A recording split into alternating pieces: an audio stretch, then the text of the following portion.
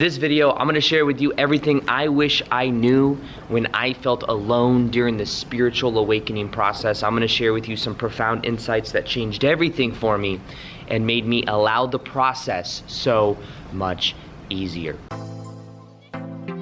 Welcome back to another video. My name's Aaron and I help people expand their consciousness. Now in this video, I'm going to be sharing with you understanding that of the spiritual awakening process and how many times in the beginning we may feel alone, especially because many people that go through a spiritual awakening, you may be the first one in your whole entire family to go through it. You see, spiritual awakening is about becoming aware that we are eternal spiritual beings living temporary human experiences. And what happens is we live our whole entire life believing that we are just this ego, we are just this physical form, and that we have to adhere to all the rules of society, maybe even the rules of our parents, the beliefs that we get growing up.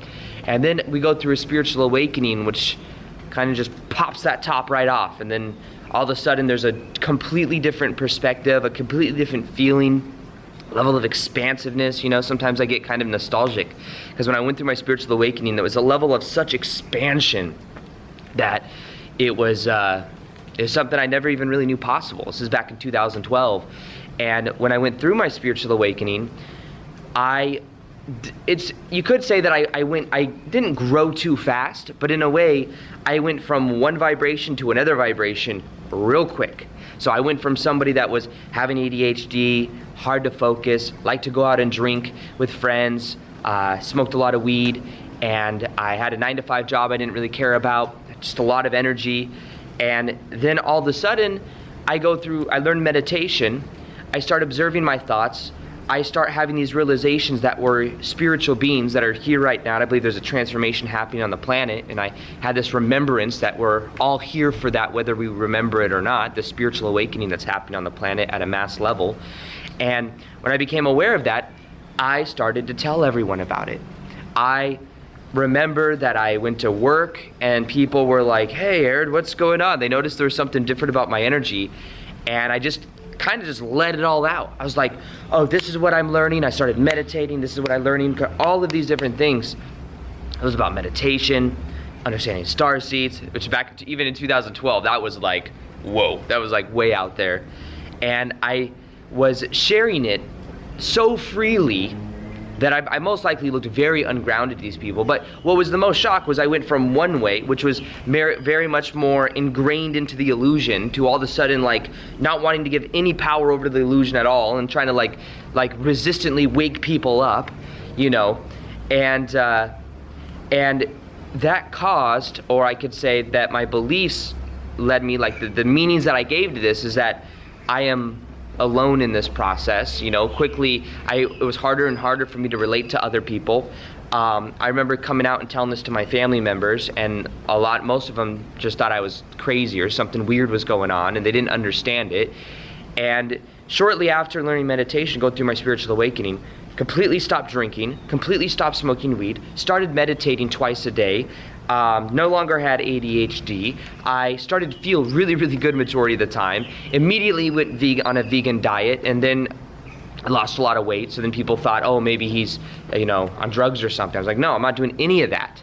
I'm just meditating. I feel really good, and I remember why we're here. And then I was in a way. The thing was I was feeling so good.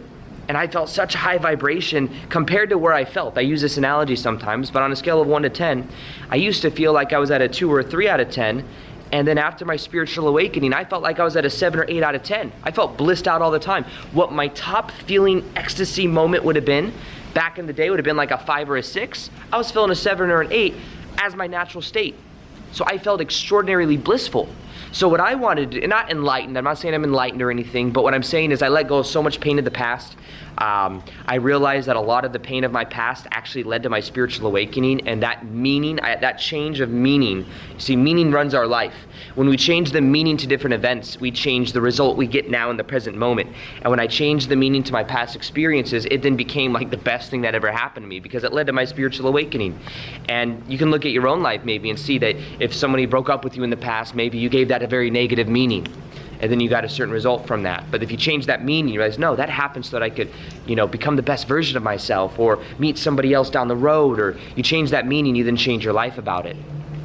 You see, so I started to feel so good. And I wanted other people to feel good. I wanted other people. I had these such profound insights. I wanted other people to have these insights as well. So I told my dad about it. I literally sat my dad down. I was like, Dad, this is the way the world works.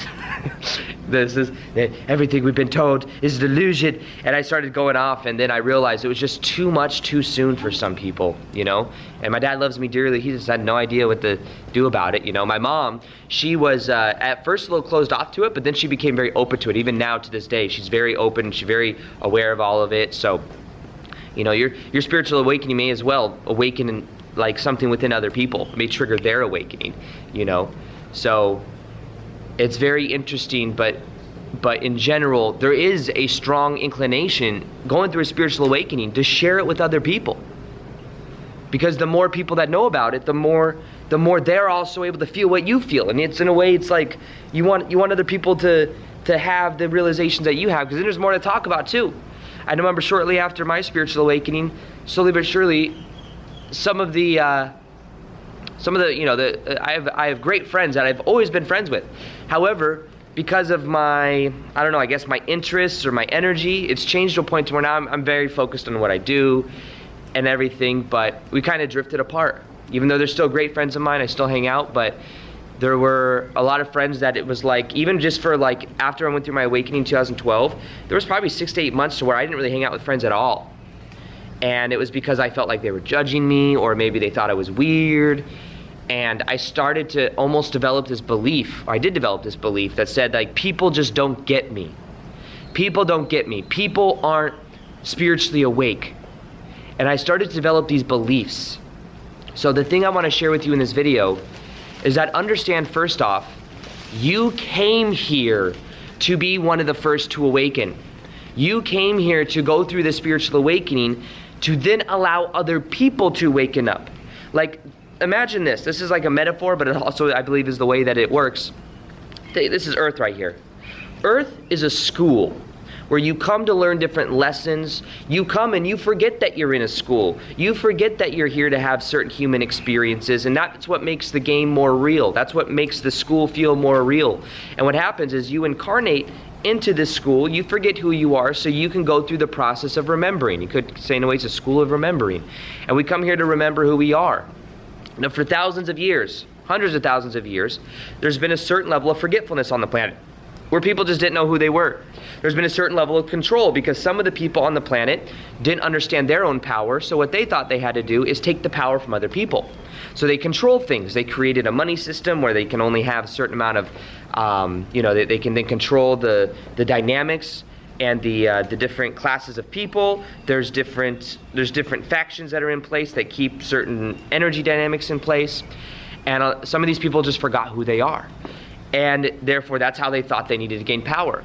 Now, what happened is, this is going to sound a little bit far-fetched, but if you read Dolores Cannon's work, you'll kind of, understand this a little bit. What happens was there's a certain narrative that was happening on the planet, and there was the nuclear bombs that went off, and these nuclear bombs don't just affect our universe, our reality, because when a nuclear bomb goes off, it goes off into the ethers. It goes off far, far away. And when it does that, the rule is we have free will in our universe and our reality, but when we start to influence other realities, that's when there is intervening that can happen. So what in Dolores Cannon books they say, by the way, Dolores Cannon is a hypnotherapist who would get people to a very deep level of hypnosis, and their higher self would come through to answer questions.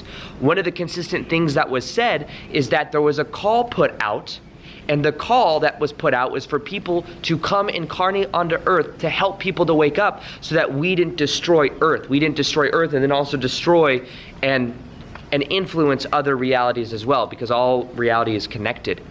So what we did is we said, okay, wouldn't it be great if higher dimensional beings just landed and said, hey, naughty, can't do that? Wouldn't that be great? It's not the way it works, though.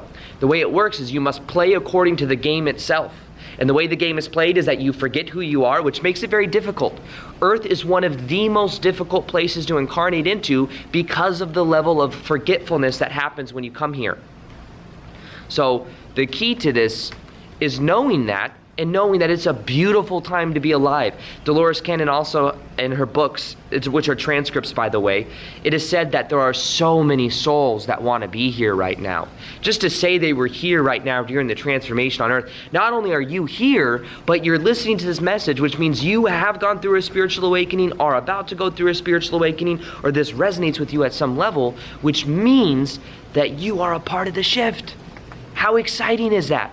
But you came here to be bold. You came here to be one of the first to wake up. The reason I shared all that with you, so we had to go through this veil of forgetfulness to remember who we are, to in a way influence the collective consciousness, because as each one of us wakes up, it influences people around us. I look at my awakening, and maybe it didn't spawn initial awakenings in a whole bunch of people around me.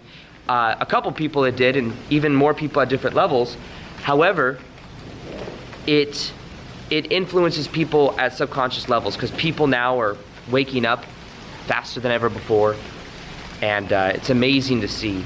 But in general, the thing I want to really share with you is that no, you came here to be bold. You came here to be one of the first to wake up.